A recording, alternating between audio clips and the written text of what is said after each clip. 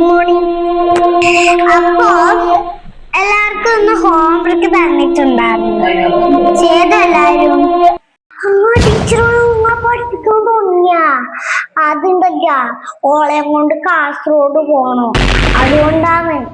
അന്നാ ശരി ടീച്ചറെ, ഞാൻ പോലായി. ഇജ്ജ് വന്നേ വാ പോവാ. ആ സെമിറ കൊണ്ടുപോയിക്കോ.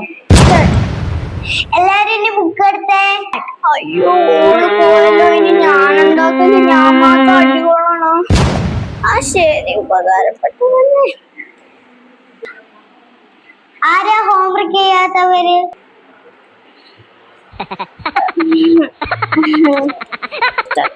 അതെങ്ങനെ ആദ്യ വീട്ടില് മലമറിക്കുന്ന പണി ഉണ്ടാവൂ? നീ എന്തിനാ നാണാവുന്നു? പിന്നെ ഇവിടെ ലിപ്സ്റ്റിക് ഇട്ട് വരുന്ന ചിലവരുണ്ട്, പ്രത്യേകിച്ച് ആദ്യ. ഇനി അങ്ങനെ ഇട്ടിട്ട് വരില്ല കേട്ടോ. അപ്പൊ ടീച്ചറുടെ ചൂണ്ടിൽ എന്ത് ലിപ്സ്റ്റിക് തന്നെയല്ലേ, അല്ലാതെ വല്ല റോസ് പൊടി ഒന്നും അല്ലല്ലോ.